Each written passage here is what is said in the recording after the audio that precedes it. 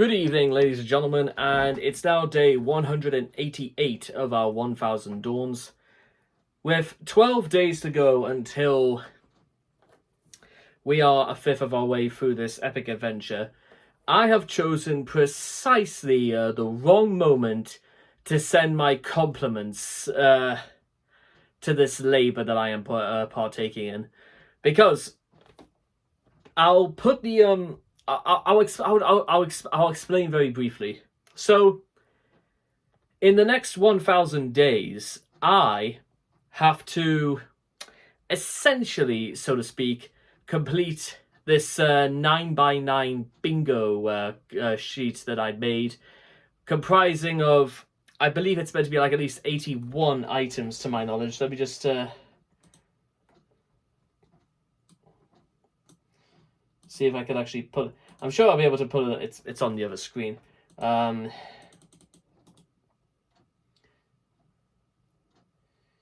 it's just. No, but basically the point is, I'll show you guys in the community tabs and whatnot. The point is that it contains just about all the things I actually want to be able to complete and do, and some of these tasks are incredibly difficult. The reason I want to undertake all of these is very simply for the fact that, guess what? I know deep down inside I can do them all. It's just a case of, well, perhaps getting on with it and doing it, I suppose.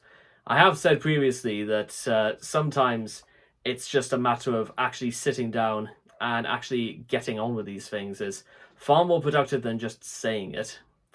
And which is ironic because one of the things listed down below is that by the time I get to my 30s, I am literally going to go bald.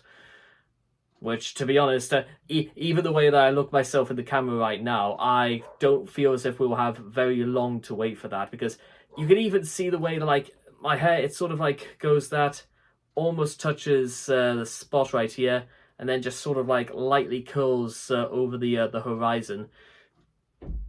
Yeah. If I'm honest, it's not gonna last any longer. And to be honest, there's also a part deep down inside where actually, maybe deep down inside I actually do sort of want to actually, go bold. Maybe having a little bit of a different change in appearance wouldn't altogether be a bad thing. At the very least, I will look like a different person. But insofar as you and I or anybody else who looks back upon my life will tell you, Jimmy is still just Jimmy deep down inside. And I think that's probably more than enough for what I need. I am still the same person. Maybe I will look a little different on the outside, but I'll certainly be the same person on the inside. And that's the thing, that's a really, really important detail to remember, is that how about we sort of take this back a little bit to where I first started. You know what, I suppose that's a good idea. Let's do it.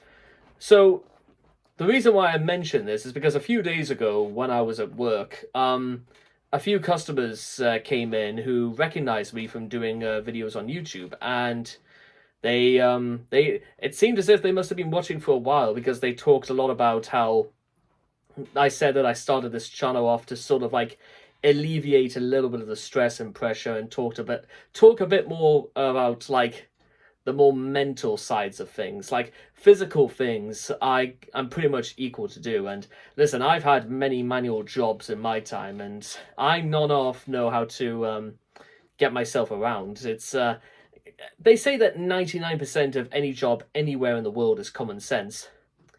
But sometimes when it's a case of doing manual work, you need to have a little bit more wits about you than most. Considering one of the jobs I was going for was, because technically I am a qualified railway service engineer, and one of the biggest things you have to watch out for outside of live rails is the thought of being crushed to death by an express train going 125 miles an hour, which bear in mind, for a train going that fast, it takes a whole 1 mile of braking just to come to a dead stop in the event of pretty much as much of a last case emergency as it can get. The only way to stop faster would probably be to, I don't know, hit a tree the size of a building or something of the kind, don't you know? But yeah, I can't see, and if you got to know what you're up against in these sorts of things.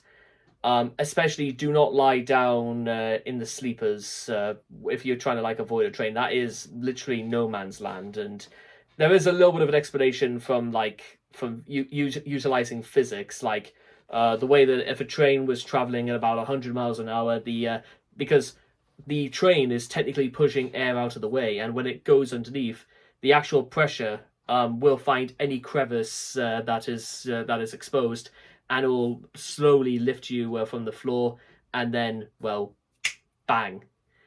Because if you don't die instantaneously, you wish you had, because there are some things where you will wish you died instantaneously, then suffer cruel agonies.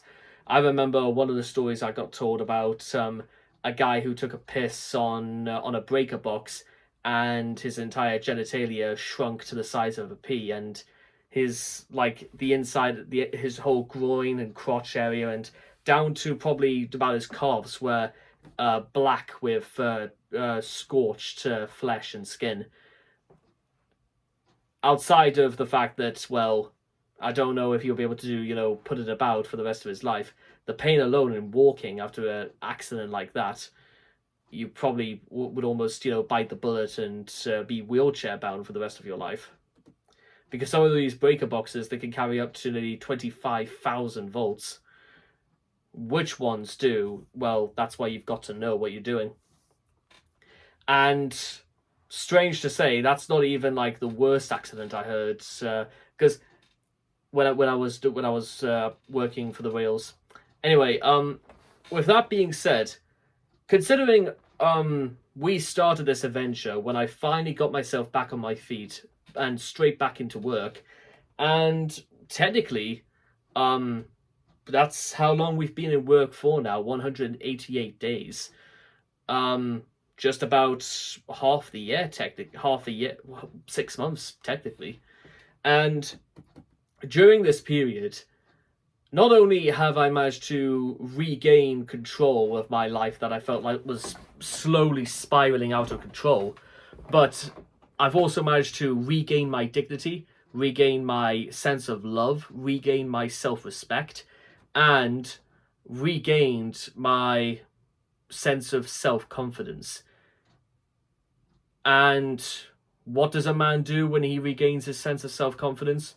He starts doing things again, doing things for himself, learning how to cook, learning how to bake, learning to actually micromanage, learning how to manage, knowing to say and do the things he's wanted to say and do for years.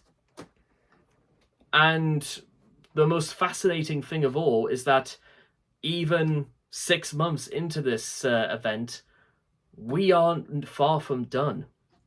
This is not where it ends. This is only where it begins.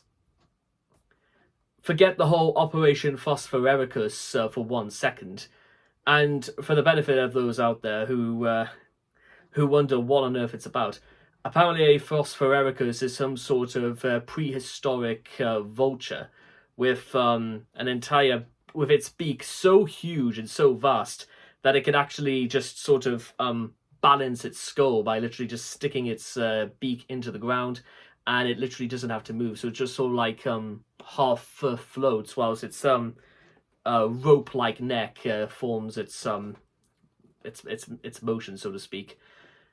And they're said to be about nearly 3 times the size of ordinary vultures. These things could probably swallow a man or a caveman whole in one fell swoop.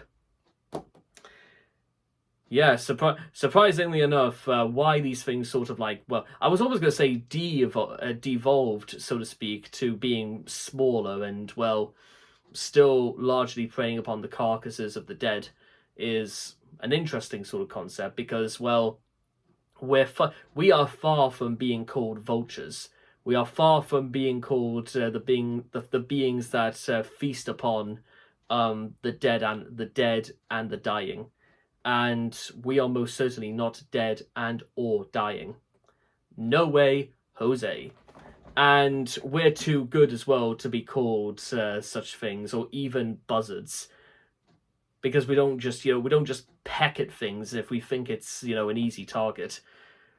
Maybe a slightly more bold sort of title would probably be a little bit more, a bit more inspiring, like something like almost, I don't know, maybe Operation Hannibal Barca or something like that. The Carthage's great ruler that took his army and his elephants all the way across the Alps to invade the Roman Republic. Circa, what was it, about 237, 235 or 234 BC, something like that. Because it was it was a truly epic voyage, to say the least. Speaking of epic voyages, is that already what I was trying to mention before about this whole bingo card shenanigans that I'm up to is that, considering the list of things that I wanted to achieve and accomplish at about 1,000 days from now, considering the amount of things that is on this list and what we're hard at work doing already, I actually think it might be possible to get all these things completed. Or at least it gives me something to focus on. Yeah, another thing to focus on, yeah. Oh dear. Oh dear. However, this is just sort of the way of things, and I'm glad this is the way of things because, well, now there is some sort of direction. Now there really is a very specific series of targets to achieve. It's not perfect, but this should allow us enough breathing space to know what to focus on. Because we will get not only bingo, but we'll also manage to get a completely clear sheet. So it's all eyes down from here on outwards. But for now, we have to get started. The feeling of joy and satisfaction at the dignity of labor seems a little short-lived, even more so than usual. For now, there is work to be done. Always more work. Thank you.